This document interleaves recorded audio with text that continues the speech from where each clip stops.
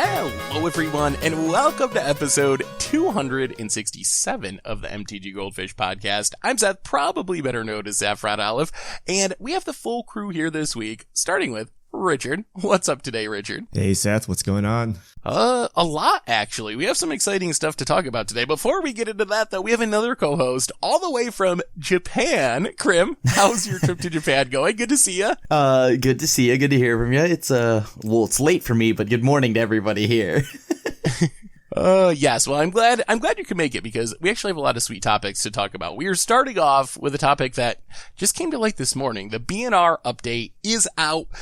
Kind of surprising. A lot of changes, though, across different formats. So we're going to kick things off with BNR discussion. We also got the foil list for mystery boosters. We wanted to talk a little bit about those, some arena updates, and then, of course, answering your fish mail. So that's kind of the overview for today. But before we jump into it, a reminder that our show today is brought to you by Card Conduit. And if you've ever struggled to sell your Magic cards, all the sorting, all the typing, the hassle, the shipping, they got you covered. They are the easiest way to sell Magic cards. If you're looking to avoid all that hassle in time, you can use this service from the folks over at Card Hoarder, and they will sort, grade, and sell your Magic cards. And once your shipment is processed, you'll receive the proceeds minus their fee. And right now, you can get a 10% discount by going to cardconduit.com/goldfish. So thank you so much to Card Conduit for supporting the show. And with our sponsorship stuff out of the way, let's talk some banning. So we got the BNR update. Well, we got the warning last week that we were getting it today. So we were pretty sure that something would be changing. But Richard, we got the announcement today. What actually changed? All right. Wizards was really excited about the BNR. They decided to release all their changes today. So let's go through, I guess, in like order of importance to us. So first up, historic. The following cards are moved from suspended to banned. So remember, we have the suspension state where they're like, we're testing the ban, but it may not be permanent. So to no one's surprise, Oko, Once Upon a Time, Veil of Summer, confirmed banned. Field of the Dead, unsuspended. So back to legal. It's safe in the clear. So yeah, our green suite, that's banned like everywhere. Also banned in historic. Brawl, Golos, Tireless Pilgrim, banned. Apparently Golos was a pretty strong... it was pretty gross. Pretty strong card in Brawl. Moving on to our kind of competitive constructive formats. Legacy, Underworld Breach is banned. And then Modern, Once Upon a Time is banned. Pioneer, no changes. Oh, so... What a interesting announcement. Go ahead, Grim. What are your thoughts? Well, so I agree with the Brawl banning because Golos just always paid for itself and it was very annoying to play against Brawl. And, like it mentioned in the article, like the fact that it's 5 colors allowed you to just play pretty much everything you ever needed. And you never really stumbled on mana. The historic stuff, I'm curious to see what happens with historic because Field of the Dead's back in. Their reasoning behind it being okay though is because they reprinted things like Ghost Quarter, and Goblin Ruin Blaster. So let me say something about that really quick. If there's one thing that I've learned about Field of the Dead by playing Modern and Standard, having a Ghost Quarter usually isn't the solution to your Field of the Dead problems. Usually, once Field of the Dead start hitting the battlefield, the game is pretty much over. Even if you can blow it up, there's another one coming. They're tutoring up 2 of them with Hour of Promise or Primeval Titan. So I will say I'm skeptical of that line of reasoning. I'm hopeful that maybe they're correct and Goblin Ruin Blaster means that Field of the Dead is safe, but that has not actually been the case in literally any other format in Magic. So I'm a little skeptical of that reasoning. Yeah, I'm also skeptical of that reasoning myself because first off, Ruin Blaster requires you to pay a kicker cost, so it's 4 mana to blow up a land, right? So you're essentially playing like whatever that 4 mana land destruction, but instead of scrying, you get a 2/1 with haste. But Krim, you can also block a single zombie of the hundreds that are already on the battlefield by the time you cast your 4 mana land destruction spell. You know what's even better? When you Ghost Quarter them, and if they have 2 Field of the Deads, you give them a zombie. I don't know if Field of the Dead should come off here, but you know what? Like, let's see it how it plays out. But I can't imagine it working out for anyone. And much like you said, because in every format, it's never just blow it up, easy, problem solved. While we're on the topic of historic, do we know how this works with it? So cards go from suspended to banned, then they're banned. Field of the Dead went from suspended to back to legal. if it's problematic again, does it get banned? Does it get suspended again? And then we decide again if it actually needs to be banned. Do we know how that progress works for something that comes off of the suspension list and is legal again? I think it goes back to being suspended, right? Because it would just make sense. Because I think right now because they choose to like what they allow get filtered in right between each anthology set for historic. So naturally they could just be like, okay, whatever we did wasn't correct. Put it back on the suspend list again. Let's try putting a bunch of other stuff in to see if it stops Field of the Dead. So I think it just goes back on suspension because suspension is pretty much banned. Yeah, I don't really understand what the difference between suspension and banned at this point is. Like, it's just banned, right? And stuff can come off the ban list more easily now, but you still can't use the cards. So why do we have this? I don't know, right? Because I will craft these wild cards because it's only suspended.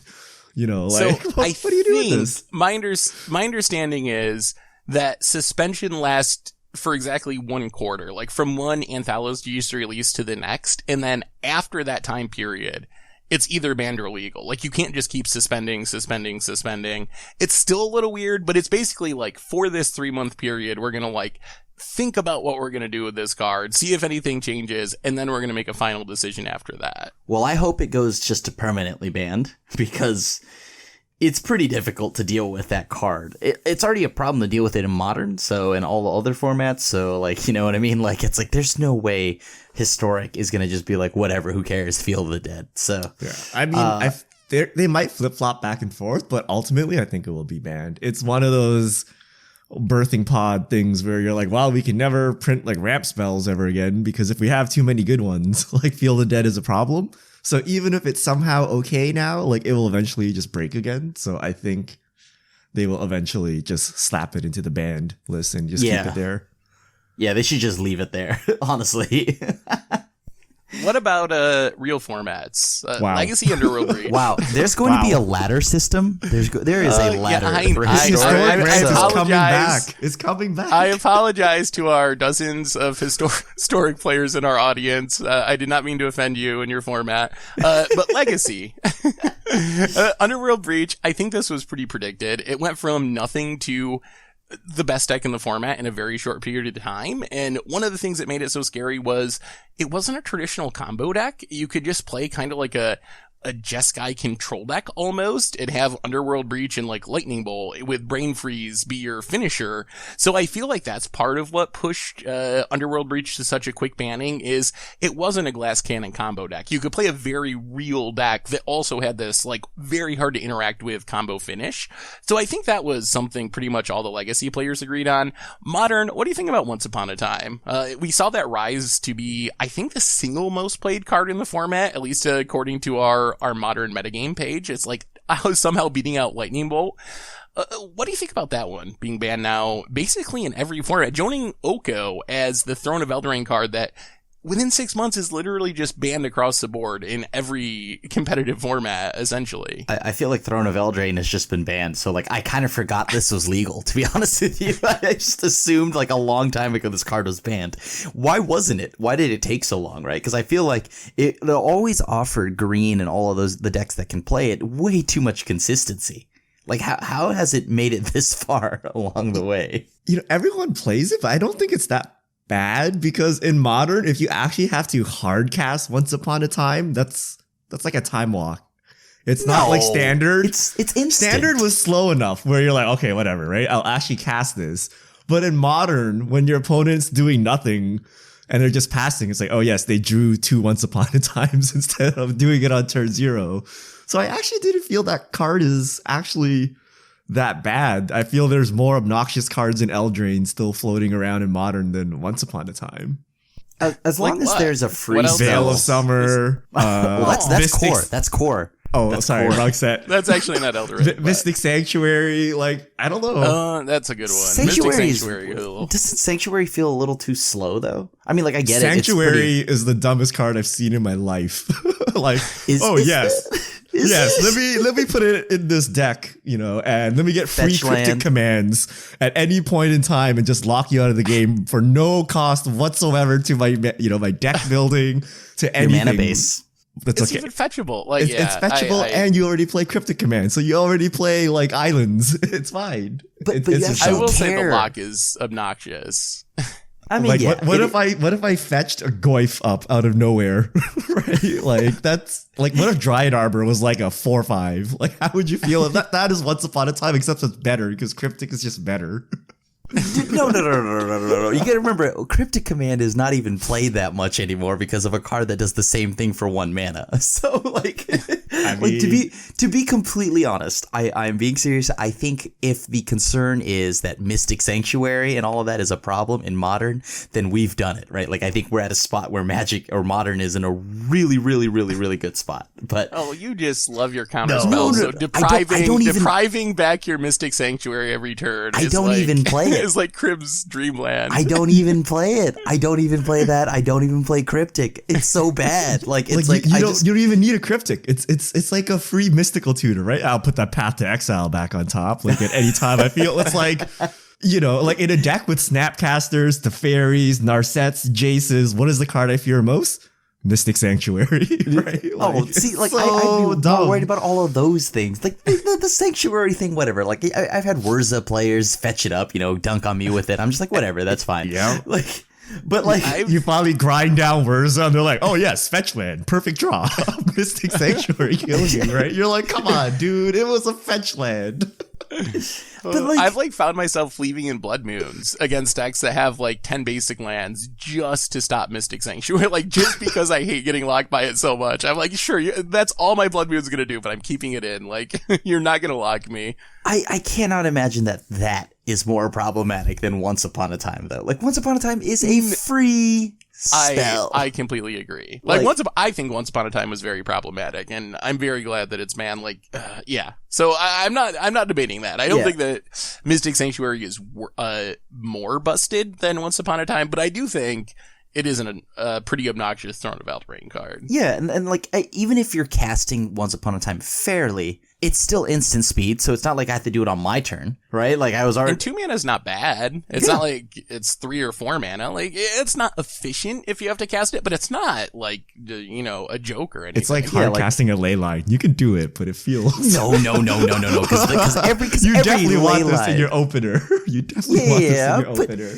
But when you think of it, like, every ley line after the first one is awful. You're like, oh man, I just skipped a draw step, right? But like, Once Upon a Time still does something. It's not 4 mana. It's a way different card. I think this card is just disgusting on multiple levels, and I think it's already good enough, like, just on its own, fairly.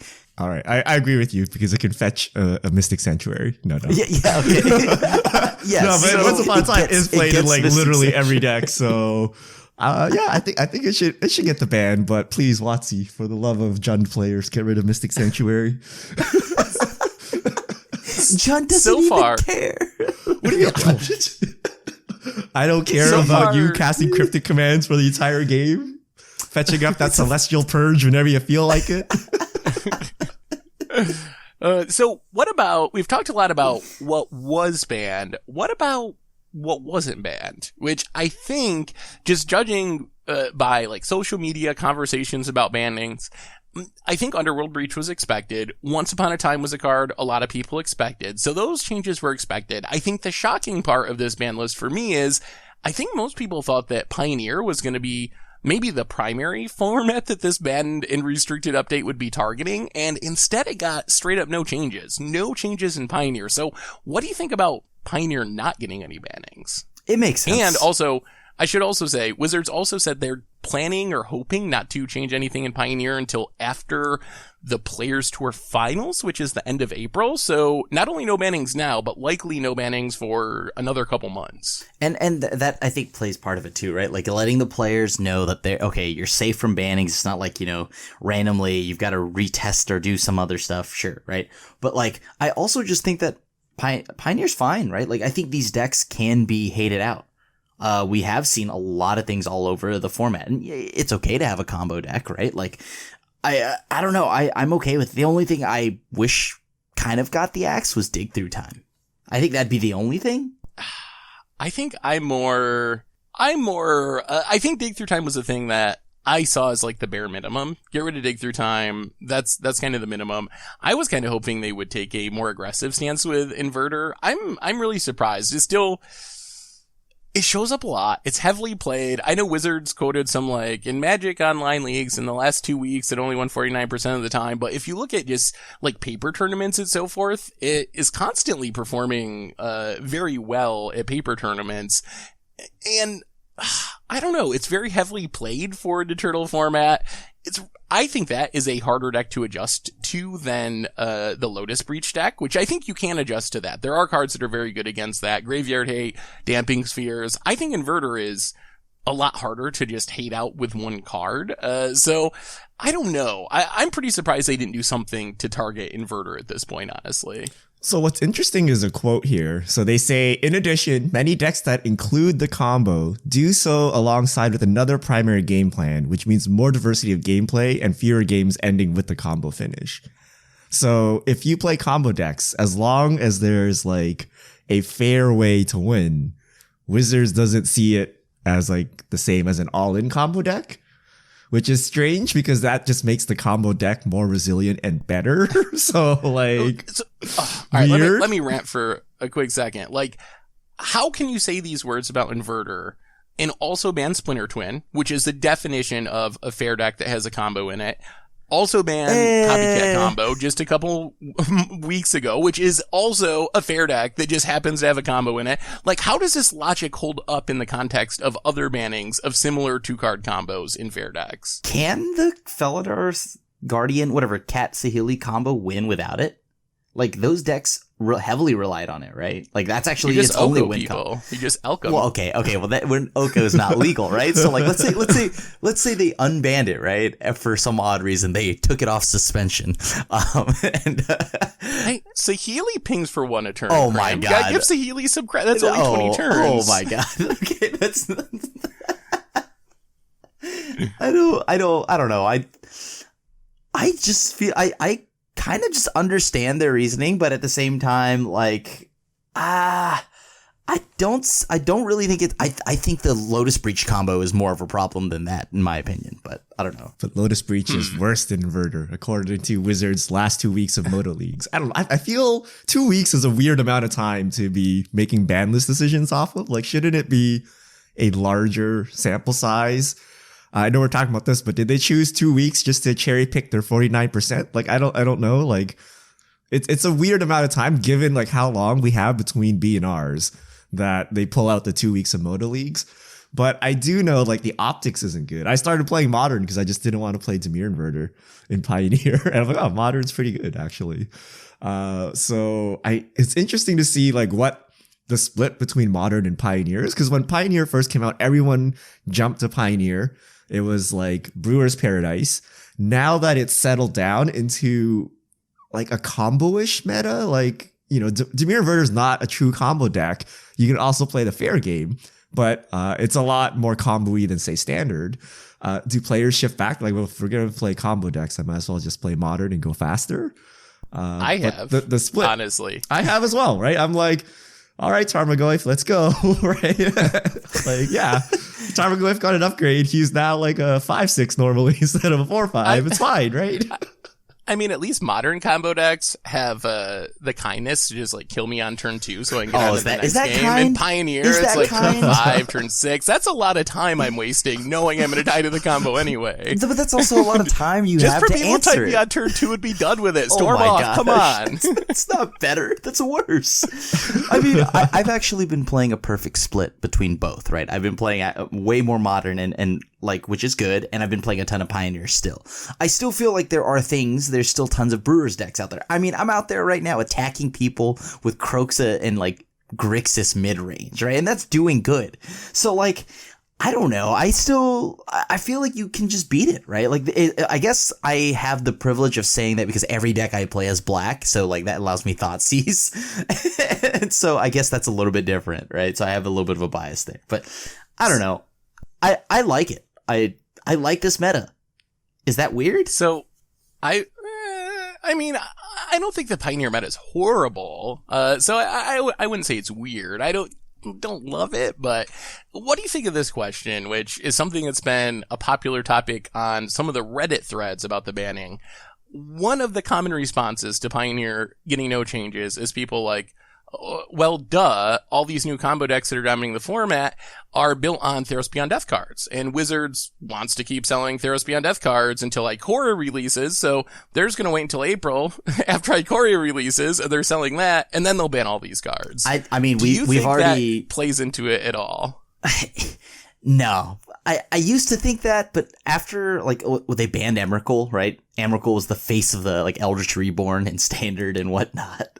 And so, like, I don't know. I feel like they definitely don't have an issue banning cards that are just released. I mean, as we've seen, since, like, Eldraine is pretty much entirely banned, like, in every format. They did arguably wait as long as they possibly could to ban Oko, and once they should have banned it way quicker than they did. We got to the point where Standard was 75% one deck. Like they pushed that to the max to not ban it quickly. I think it's definitely a consideration. Like if the format is completely broken, they will ban the card. But if it's like a coin flip or 50-50 or something close, they will try to not ban the newest set or their face cards. Remember Saheeli, Guardian. You know, what do they ban? They ban the uncommon. They ban the uncommon instead of the, your chase mythic of the set or whatever. Emrakul took a while. Oko, like, it's just, they want to sell cards, right? Like, they keep citing they don't care on the secondary market, but we know a million times that's not true, right? With secret layers and all that stuff. Like, right? Like, they cannot justify banning, like, all the new cards from the new set. So if it's close, I think they'll err on the side of not banning. If it's like totally broken, then sure, like you kind of just got to bite the bullet and do it. But I do think there is some, that does play into the decision. So from the player's perspective, then, let's say you're thinking about getting a Pioneer deck. Are you feeling safe buying Inverter, Heliod combo, which is the number 2 deck right now, Lotus Breach, which is the other deck? Like, do you take this announcement as like, okay, it's safe, I'm going to spend my $500 on this deck? Or are you thinking, well, it's probably just going to get banned the end of April after the Players Tour, so I probably shouldn't do that? If I'm buying into these decks and I like combo decks or things that are broken, I'm probably not going to be too upset knowing that if I'm like, example, like, I don't worry about my decks ever getting banned because I'm playing fair, janky, like terrible decks, right? Or you know what I mean? Like I never worry about them getting banned. So, but the thing is, if I'm like, oh, I'm gonna play the most broken deck in the format, there's probably a chance it gets banned. And or like if I'm just the person that plays the best deck, then I'm probably gonna buy whatever's there anyway. So I would feel it depends on the type of player you are. Yeah, I don't think anything is safe. Like they can either ban a piece. And then you hope the leftovers of the deck is still a deck, kind of like when Birthing Pod went. I could see them totally saying, White Weenie is fine. If we ban Heliod Ballista combo, you could just kill him with Gideons or something, right? That is totally a viable line of reasoning. But they could also just print new cards invalidating some of these decks, right? Like the meta could shift in the next set where whatever broken stuff happens and your deck kind of is tier 2 now. So I don't think you're ever safe. The Goblin Rune Bastard theory, we call it. Yes. Yes. Is that what we're calling it now? Also, I love that Inverter single-handedly like spiked my Gideons. I have so many of those. But yeah, I don't know. If you're gonna buy into the deck, just buy into it with caution, and you should be pretty much aware that there's a chance this gets the axe somewhere down the line, and or it never ends well with these type of decks. You're either getting it banned, or something is going to be so much more broken that your deck is a meme, like Richard said, where it just becomes like tier 3. But Dimir is 49% non-mirror match win. Should we believe this? Like, is it?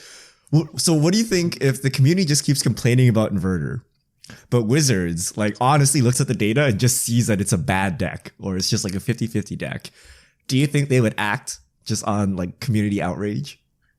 I hope not, but I think it's possible. I mean, I think the answer is yes, because I think they already did. I think if you go back and read the Etherworks Marvel banning update, I believe Aaron Forsyth wrote it, and I'm pretty sure he just like straight up said, Like, this deck is bad. Like, our data shows it's not that good, but y'all keep complaining about it, so we're banning it. Like, not those exact words, but that was like basically what the banned announcement said. So I do think that it's possible that Wizards would ban the card anyway if people just complain. Yeah, I mean, I could definitely...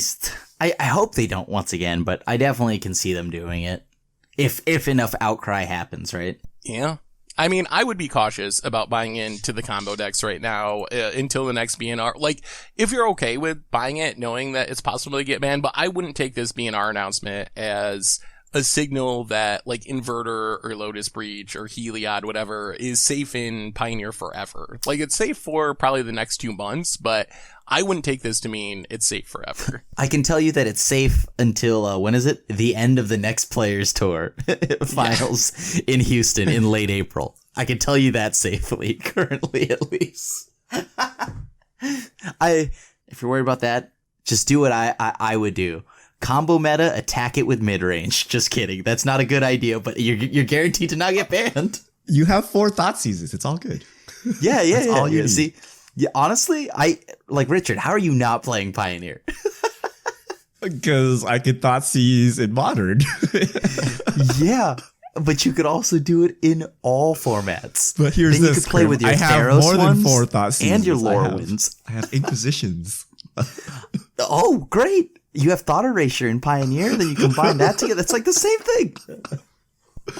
All right, let's move on from the banning topic. We got a couple other things to talk about before Fish Mail, with one of the other big ones being some changes to Magic Arena. So we have the March State of the Game, which has a bunch of different information in it. What were kind of the big things from this State of the Game article that stuck out to both of you?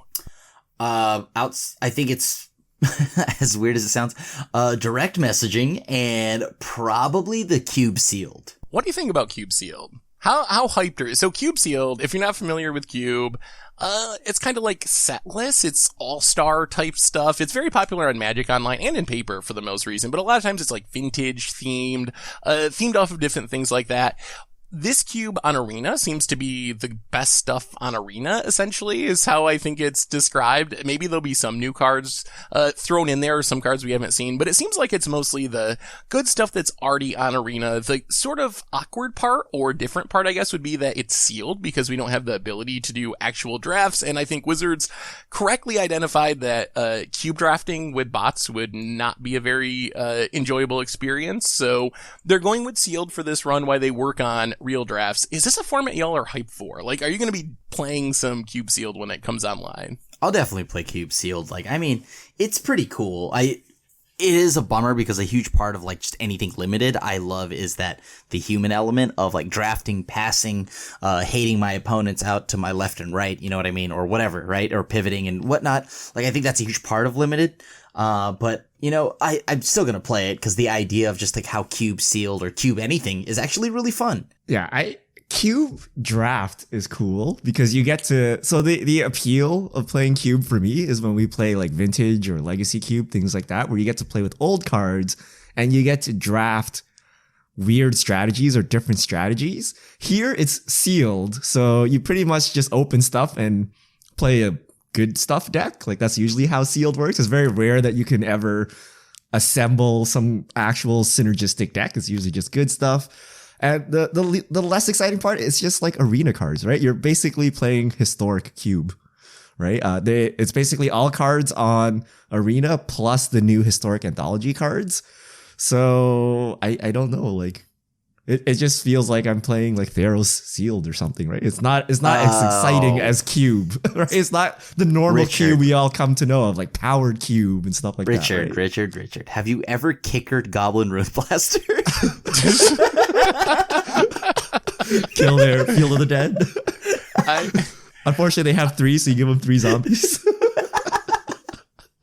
So I think for me, I'm actually not super hyped about Cube Sealed in specific, but I am excited that the announcement basically reconfirmed that they're working on real drafts and they're working on real cubes. So I think I'm excited for what this means for the future. This seems like a step towards something real cool. As far as like this cube sealed event itself, if you're looking for something different to do, I would definitely recommend it. But I've played cube sealed before. There was a time when they had like a qualifier in vintage cube sealed on Magic Online and they put up a queue for it. I didn't find sealed to be nearly as enjoyable as draft when it comes to cube for kind of the reasons that Richard mentioned, where you're just kind of playing the good stuff that you get rather than building a cool synergistic deck. So I'm not super hyped for this event, but I am really excited that they said again, like, we're working on real drafts. It's coming. We're working on real cubes where you're drafting against other people. And I think that's going to be amazing once we get there, and hopefully that's soon. Like, I think the target is this year sometime, so hopefully we actually have like a real cube that you can draft against other people in the not that distant future. And we know the Moxes are on there. Black Lotus is on there. Like because we with that Beyond Death launch event. So I mean, I really don't think we're that far either. So I'm excited, but I think I'm just excited for anything cube related. And even though sealed, like, on just with all arena cards, like you had mentioned, isn't the greatest, I don't know, I guess it's more like what you said. I'm probably more excited about what this means for the future of arena. It's also our first Phantom event, right? We don't have... It's going to be very interesting. It is the first Phantom event. They haven't announced how much this is going to cost. I'm going to be very curious to see what the rake is on this event, essentially. Like how many wins do you have to get to break even and draft again? So we will see. Do you have any guesses on that? I know, like, on Magic 4. Online, normally if you go 2-1, you get your money back, and if you go 3-0, you come up double or whatever, close to double. Do you think it'll be roughly similar to that, or do you think it's going to be much greedier? I think you get 3 wins, you break even. You go. No, I think it's 4. It's 5 total wins. Yeah, and 5 total wins. So 3 of 5 is a pretty attainable win rate, and usually, like, even the ones that you pay money for, like, usually it's a lot steeper. So I changed my answers because I think you're allowed 3 losses. That's why. Yes, it does. It does look like 3 losses. Okay, so you gotta go 5. You gotta go 5 to break. I mean, I think that, so, like, obviously, I think to break even, though, I don't know, it's the amount of gold just, like, sprinkled around that Magic card back around 4 lets me think I'm getting more than... The other thing is, like, if you look at the rewards, it looks like it's individual card rewards mixed with gold and then gems at 5 wins. Yeah. Do you think this will be a gems only event? Do you think that's what the gems as a last thing means? Like, you only can enter this with gems, and if you get 5 wins, you get your gems back? How mad do you think people will be? Yeah, people would be so mad if they did that. I feel like they wouldn't, but let's hope not. But I feel it will just be gold and expensive. Gems. They wouldn't give gems unless it costs gems to play. That's what I kind of... That's why I'm thinking that, because of the reward. Like, I don't think we've ever had an event that just paid you out in gems that you could enter with gold. Yeah, I actually think this might be a gems only. So to answer you, Richard, as long as you get a win, you'll get more gold than you paid to enter.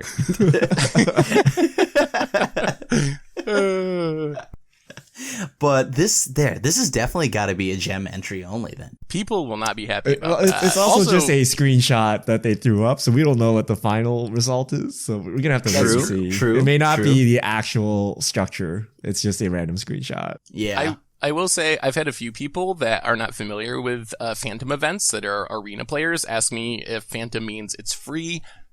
That seems very, very unlikely. No, generally Phantom just means you don't get to keep the cards that you open in your packs, but every Phantom event that Wizards has run on Magic Online still costs something to enter. So I'm like 99.9% sure there will be some cost to this. It's not just a free event that's handing out rewards. Yeah, especially gems.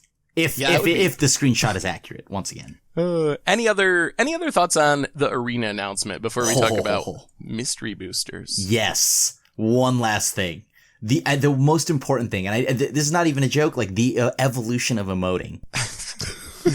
Are you actually excited for that? Like, are you kidding me? You can say thank you now if someone says nice or something like that, or sorry if someone says... Yeah. Yeah, I can offer my condolences by saying sorry after they say oops. Oh my gosh.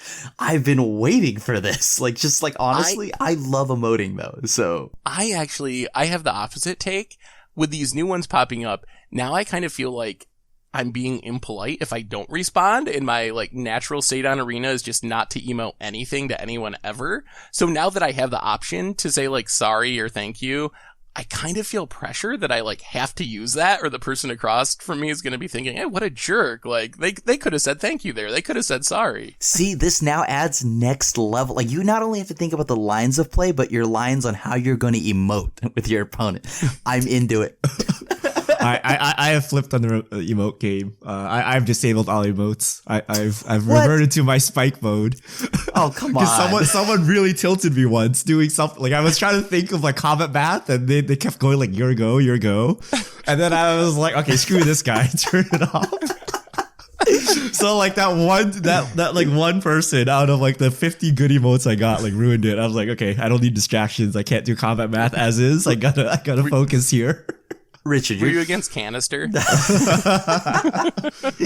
gotcha. So they can do whatever they want with emotes. I'll never know ever again what happened. Richard, come on, you gotta turn the emotes back on. There's nothing like when you see your opponent, you get paired up, and the first thing you say is "good game." You know what I mean? Like, you let them. The worst is when your opponent good games you, right? Like you win, right?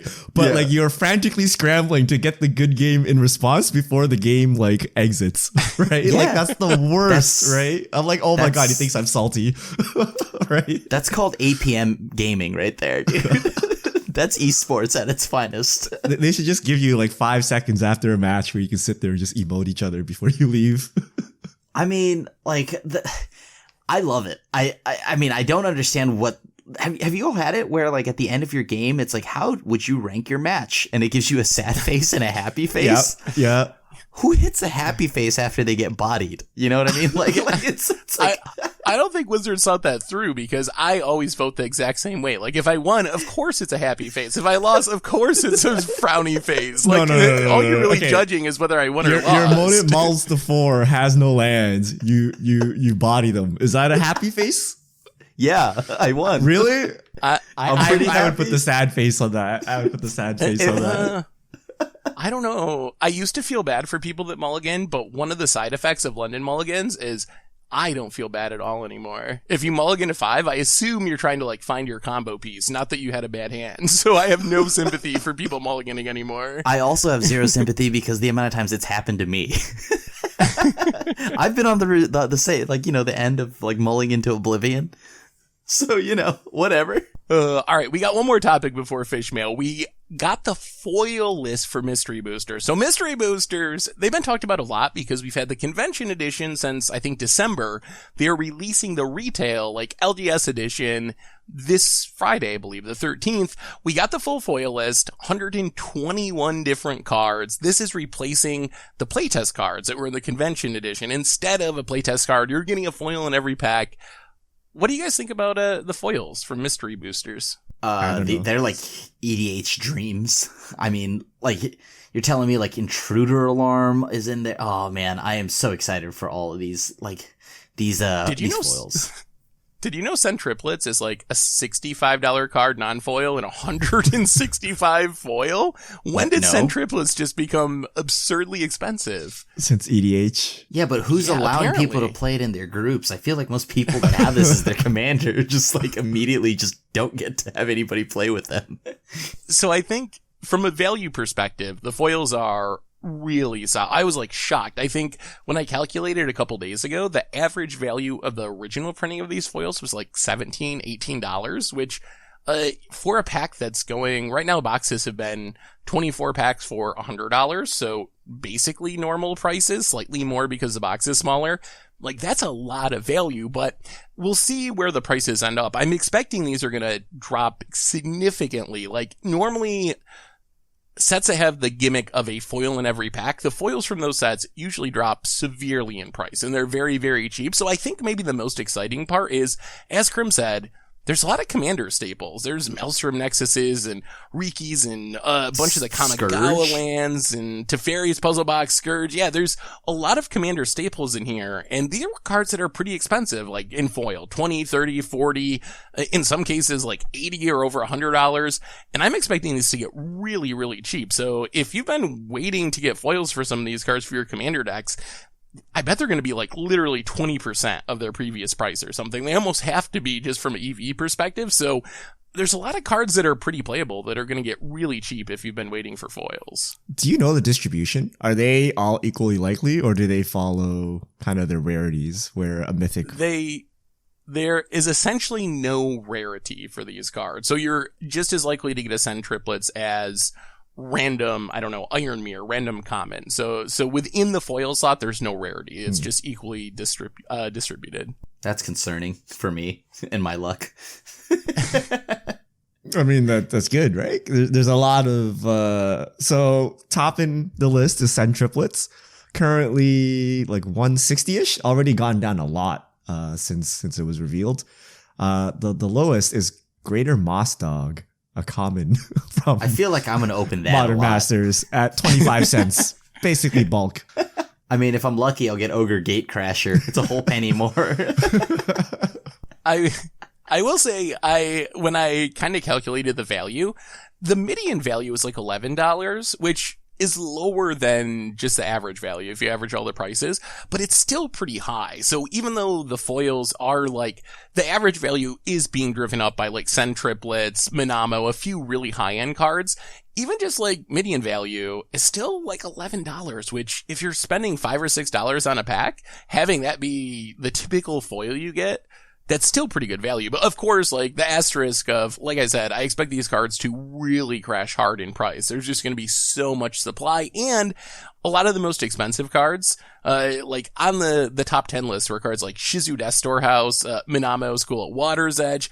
Those are cards that are just like not very high in supply. Like Kamigawa is a historically unpopular and under open set, and these are foils from 20 years ago from a set that wasn't popular.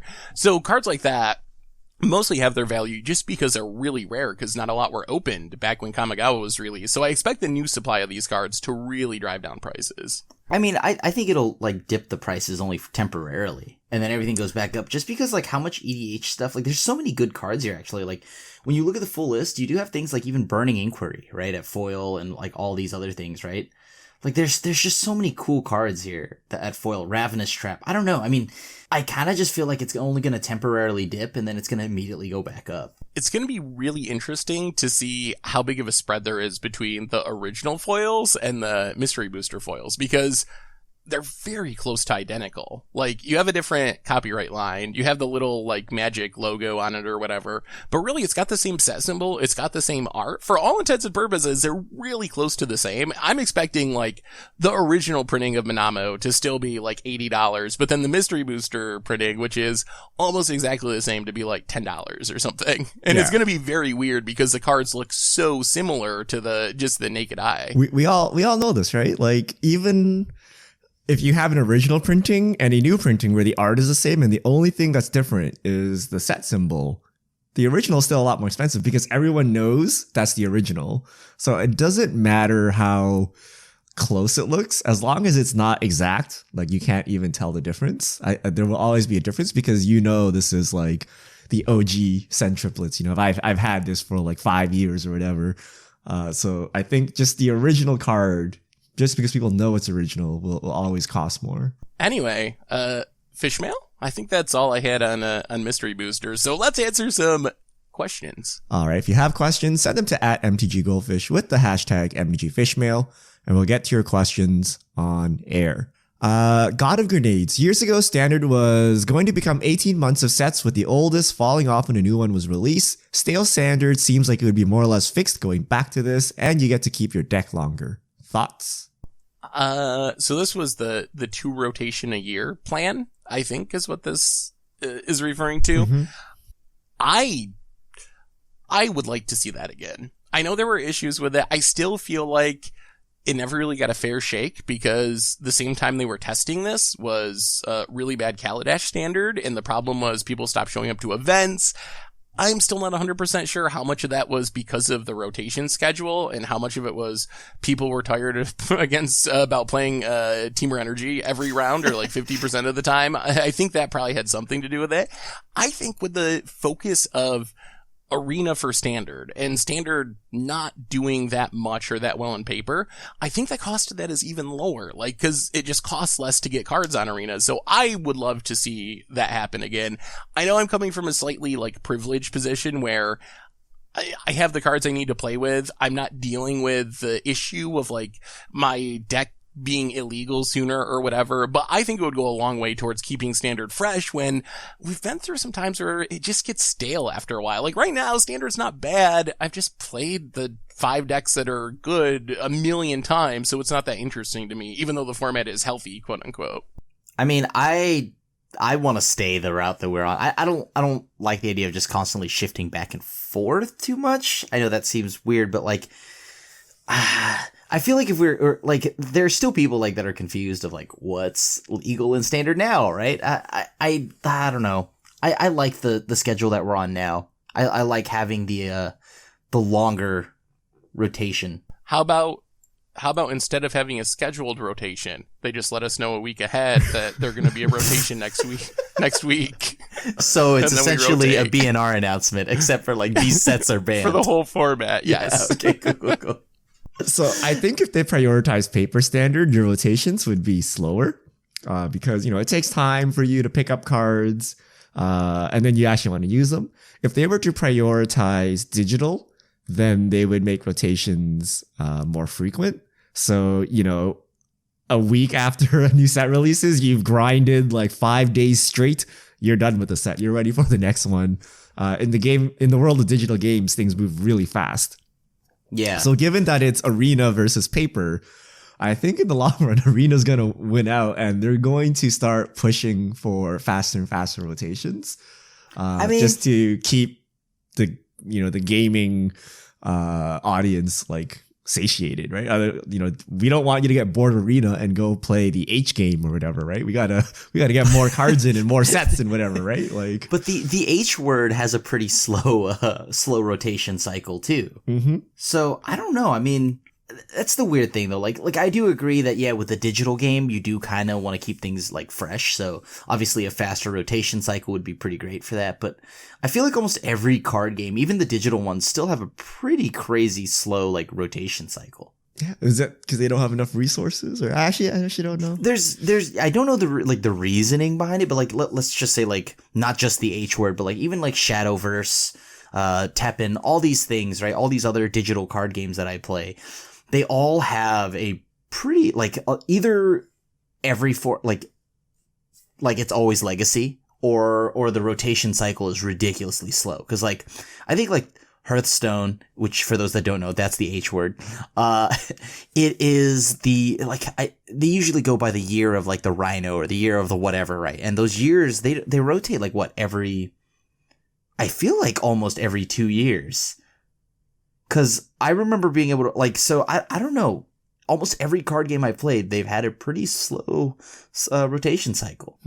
Interesting. I guess we'll see. We'll see what happens with Wizards and what they approach. But I know like most other games, like there's a patch every month that basically fundamentally shifts the game around for you to get kind of a new game to play. That's the difference, because they're digital, right? So they can go and just errata whatever they want. So it is like a new game. It is a new format. But with Magic, it does have the paper side of it. So that's the only thing. Maybe that's why it feels a little bit slower. Whereas like Hearthstone's like, okay, well, this card's a problem. We're just going to make it do this now. Okay, well, that card sucks. Time to make a new meta. Yeah. All right. Next question. One epic pug. I want to buy Zendikar Expeditions for my Commander and Legacy decks, but I'm worried about reprints in Zendikar Rising. Is reprint risk already priced in, or should I wait? Even if they reprint, like if we're talking about reprints, are you talking about Expedition reprints? Because the premium cards, I don't like, as long as you have the blue fetch lands or whatever, I can't imagine them ever dropping too much. Cause I would be shocked if Wizards actually reprinted Expeditions. I do think there's some risk that there's like the fetch lands were Expeditions. Is it possible we get Secret Lair fetch lands? I think that's a possibility. I don't think it'll be the same art though. I don't think you're going to literally have expeditions. So I would not be super concerned. I think that expeditions are rare enough and unlikely to be reprinted enough that they're going to maintain their value, even if there's like secret lair fetch lands. What if they, I think even if they make do secret reprint lair fetch lands, would it decrease the price of Zendikar expeditions? No. I'm going to say no, but I could do some more research on it. Like, I don't think, for example, like Hallowed Fountain getting reprinted, because the Shocklands were also part of that. It didn't drop in price when it showed up in Guilds of Ravnica. If anything, it maybe increases in price because people can play them in their standard decks, so that type of reprinting might actually help it. But based on other expeditions that have been reprinted, they haven't had any negative price drops or anything, so I would say you're pretty safe. Yeah, and I'm in the camp where I think even if it got like they decided, oh, well, Zendikar is returning, we're going to bring back expeditions, I don't even think it hurts that much because it's still a very, very rare card to find.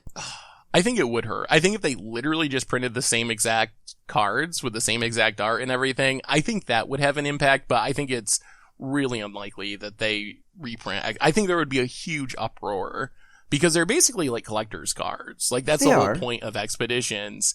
And I think there would be a massive uproar if Wizards just literally started reprinting expedition type stuff that are built for collectors. Even with the drop rate and like, yeah, sure, maybe there's a temporary dip, but I can't imagine these things ever staying low. Yeah, I guess it also would depend on, like, if they were very infrequent, like you get one expedition a case or whatever, like we saw the first time. I think that that's probably true over the long run as well. Like, I think they would go down temporarily while the set was being open, but then start climbing. Although I think the problem is once Wizard starts reprinting these collector's cards, then I think you might just see a price drop across the board because one of the reasons people buy expeditions now is it feels like they're safe from reprints. Like you think, okay, this isn't something Wizards will reprint. It's a special thing for collectors. And I feel like if that confidence goes away and people start thinking, oh, like they're going to reprint masterpieces and expeditions, then I think you might see people just sell out in mass because they're no longer considered like a safe haven to invest in. I don't know. I guess I think of buying into Magic a little differently because as long as they're not on the reserve list, I feel like it's open to just a reprint. Krim buys like literally every promo card that comes out, so I don't know about their thinking involved when we talk about Krim and promo cards. I do love me some promos, but like I just feel like everything you should just understand is open to a reprint. Also, but that's maybe just how I go into things. All right, Real Joseph Moya. Let's say you're sitting at a table of Commander. All players have agreed to allow one player to play a non-legendary commander. During the game, Urza's Ruinous Blast is cast. Should that non-legendary commander get exiled? Yes. Ooh. Yes. I say no. I say no. I say yes.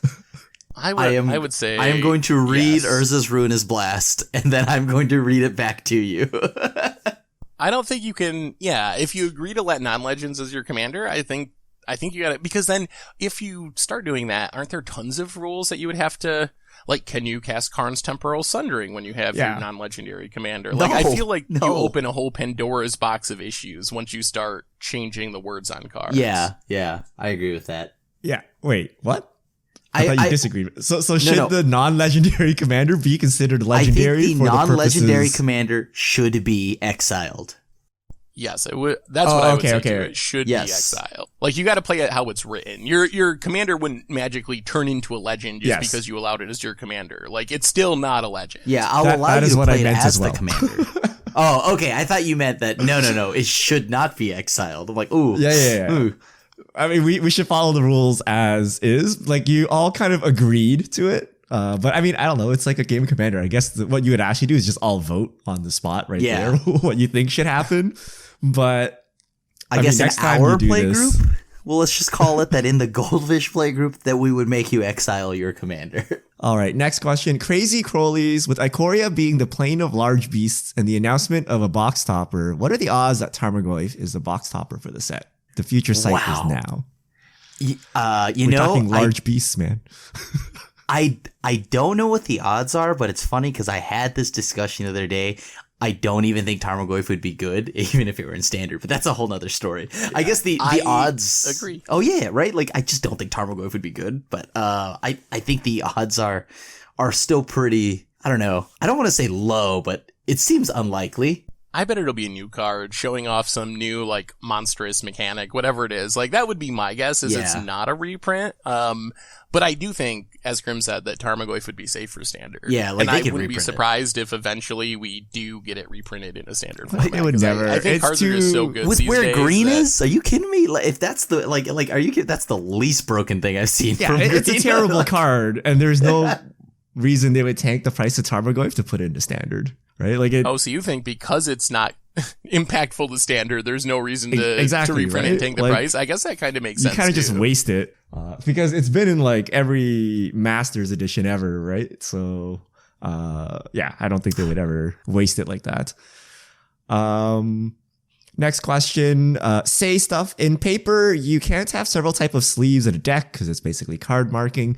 Do you think we could see such a feature in Arena where every card can have a different random sleeve when the game starts? Mismatched sleeves. Dude, is this where we want to be going? That's I don't think they can because the gameplay it would promote. Like, let's say if I started through digital and then I show up at a tournament and I mix and match my sleeves there, he's like, but I do it on Arena. You know what I mean? Like, I don't. I mean, sure you can, right? I'm saying that you can, but like I don't think you should. What's the upside? Like, what possible benefit do you get from being able to mash your sleeves on Arena? The flex. The same benefit for mismatching your playsets. Like I don't know. I feel like you're right? just But it's like a lot of work. They gotta do a lot of work to make it happen. You're attacking me, Richard. You're attacking me right now. I think it's too complicated that they're actually going to spend the time to do it. I just don't think you should, once again, because like think about it. I meet so many people that like I've started Magic through Arena, and then they find out about paper, they go play that, and like I feel like it causes a mess that's not needed. Yeah. Adrian McKenzie, have you tried the mobile game Mana Strike? Love to hear your thoughts. Anyone play Mana Strike? Do I play Mana Strike? That is like that game. I got really high in the ranks. I think I got to like 2,300 or something like that, 2,400. I think I was like only like I don't know 300 away from like top whatever, right? I don't know. It eventually leaves ranks and just becomes numbered. But the game itself is pretty fun. What kind of game is it? I still can't tell based on like the trailers I see. It's like a simplified version of a simplified RTS game to me. So like, you know, like it's a really, it's like baby's StarCraft. But like, cause like all your characters, like the cards you have, I wish they would be a little more generous when it comes to like you acquiring like planeswalkers, because you already have to acquire the cards. Cause like example, there's like Grinning Demon, which yes, I'm naturally very happy about. But like in order for me to upgrade Grinning Demon, I have to open 5 copies of Grinning Demon. And it's already a rare card. So it's I already have to spend enough to get the upgrade on the cards itself. They should make it a little bit easier for me to acquire planeswalkers. But yeah, I like the game. It's fun. If you're watching, but if you're like getting into this and hoping that it's StarCraft or like Dota, it is not that. It's a way simpler version that I mean, it's simple, really simple, but fun. Next question. Tapatio L. There's a manga ongoing in Japan about junior high school kids playing Magic the Gathering at the end of the 90s. It's called Destroy All Humankind. They can't be regenerated. Are you aware of this manga? Do you think Wizards will bring it to the US, Crimp? I am aware. I've seen screenshots of this thing, but I've never actually read it. Have you actually read it? I have not read it, but I know exactly what you're talking about. I actually saw it being sold here in Japan. You didn't buy it? What? I did not buy it. No, wow. That is correct. I mean, I think there's a promo with it, so I probably should. But I mean, but like in all honesty, it looks cool. It's almost as if like Yu-Gi-Oh showmanship, but with like Magic the Gathering. So I don't know if you're into that. If that's your jam, then yeah. Do I think it makes its way over here? Not really, because the people that don't know it would think like, what is this, a ripoff of Yu-Gi-Oh? And then the Magic players would be like, why? Captain WoW 26. Hey guys, is it possible for Wizards to make cards that benefit the player going second? Maybe once upon a time that can only be cast for free if you're going second. It seems that games are heavily determined on whether you are playing first. I mean, we've seen some, like Gemstone Cavern is the most obvious one that we have in Magic's history, where if you're on the draw, it does way more than if you're on the play. So, yeah, I think it's possible. I don't know how far Wizards would go down that line. I don't know if... I think if there's an argument for it, it's that intuitively going second seems like a bigger problem in Best of One, and Wizards is really still supporting Best of One pretty heavily on Magic Arena. So if that's part of the plan, maybe we see more new cards because of that. But I honestly don't think in general it's that huge of a issue in Best of Three. Really? I feel that's like the biggest factor. Like, forget my sideboard decisions and what deck I'm playing. Am I on the play or am I on the draw makes a huge difference, even in best of threes. Because you basically, like, let's say you win the coin flip. You win the first game, you lose the second game, then you're on the play again. So it's good for the third game, right? But I think you have more 8%. Chances to overcome. Yeah, but that 8% is basically the difference between a tier 1 deck and a tier 2 deck, right? Like, is it not? Like, it's a good deck versus a bad deck, right? Yeah, I'm kind of in the same camp with Richard here. I feel like it, as of recent, it definitely feels like it really matters more than ever. So I don't know. I would like to see more things like that. I don't know. Maybe it could be like a Chancellor effect or whatever, or like the Sphinx of Foresight. If you're going second, you get to scry 3 or something like that with this in your opening hand. I think I would be fine with that. Like, I guess 8% is... It doesn't sound like a big number, but I guess it is a meaningful number. But that's like it's a really me turning into LSV, Seth. Like, literally, probably is, right? Like, that's the difference. It's a really hard thing to balance, though. I don't know how much faith I have in Wizards. Like, it seems very difficult. Not just Wizards, but in general. Like, can you make it so it's 50-50? Or if you start making these cards, does it become 8% or 15% if you're on the draw because you get these really busted cards? Like, are you just creating more problems? If I thought there was a way to, like, actually design your way to having it be 50-50, that would be awesome, but I'm just not sure that's possible. Like, it's got to be a card that catches you up in mana, right? So it's got to be like those white cards where if your opponent has more lands than you or something, like, you get something. The coin. Yeah. The coin adds to the storm count. We can't have this. It's another free spell. Do we want another free spell in Magic? You know what? I think we could have Chancellor effects, right? But like cheaper, obviously, so where like it's not like a 9 mana Chancellor or whatever. But whatever the Praetors were from New Phyrexia, right? So I think the question is, if you had that, would you just, and you're playing that in your deck, do you just choose to draw first to take advantage of that? Like, does it become a benefit to be on the draw because you're building a deck around all these, if you're on the draw cards? It's kind of like a temporary mana, so I don't know if it's still better than going and actually just playing a land, right? Like the Chancellor mana goes away at the end of main phase 1 of your turn, right? Or whatever. Yeah, that's true. So like, it's still, I would like that because there's still incentive for you to want to go first. But where, like, on the draw, it's not like you're going to stone cold lose. All right, what if I made Once Upon a Time? And it's only free if it's the first spell and you are on the draw. Would you play it? So if you're on the play, you have to pay for it for 2 mana. But if you're on the draw and it's the first spell, it's a free spell. I actually like that. If, you have to be on the draw. And you have to be on the draw. So it mitigates, like, if you're somehow on the draw, you get, like, this free look. But if you're on the play, you get nothing. I like that. I think that could have actually been what Once Upon a Time was. Yeah, I don't know. I don't know if I'd play that or not. I mean, I guess because Once Upon a Time is fine at 2 mana, that I probably would play it just because of that. If it was like a ley line, though, where it's actively bad if you don't get to play it for free, I don't think I would play those if it had the same restriction. I mean, all right.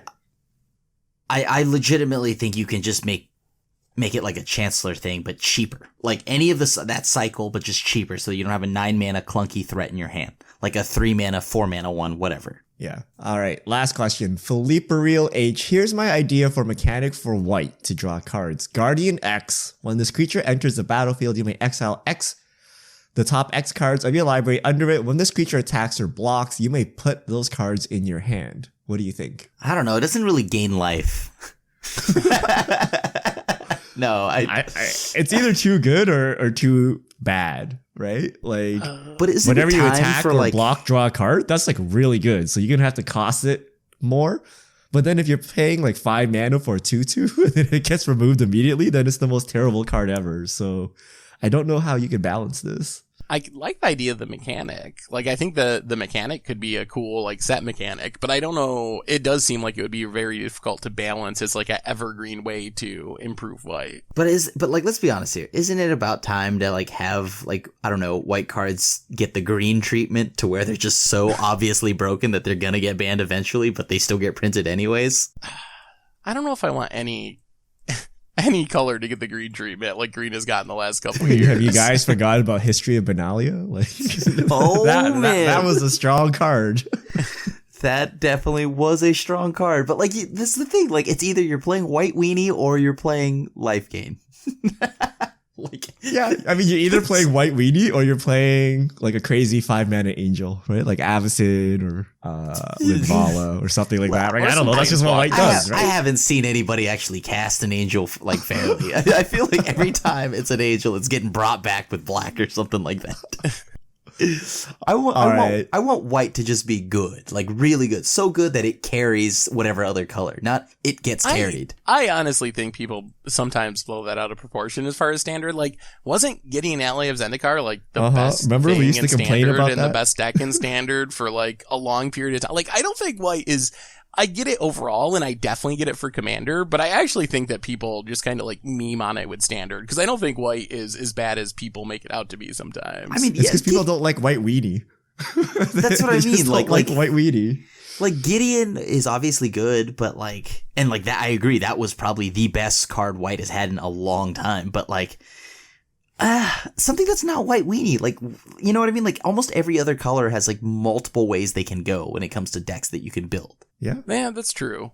That's true. I could see white getting more variety. I just don't think it's like that underpowered as far as standard, but yeah, getting more variety would be fine. I mean, okay, so like if you don't do White Weenie, it severely drops off after that, right? Like, all right. Thank you to everyone who sent their questions in. If you have questions, send them to @MTGoldfish with the hashtag MTGFishmail, and we'll get to your questions on air. And that brings us to the end of episode 267 of the MTG Goldfish podcast. So, Richard Krim, thanks for hanging out. Thanks to everyone for listening. Thanks to Card Conduit for supporting the show. And on that note, we will be back next week to talk about whatever goes down in the world of Magic. So until then, this is the crew signing out.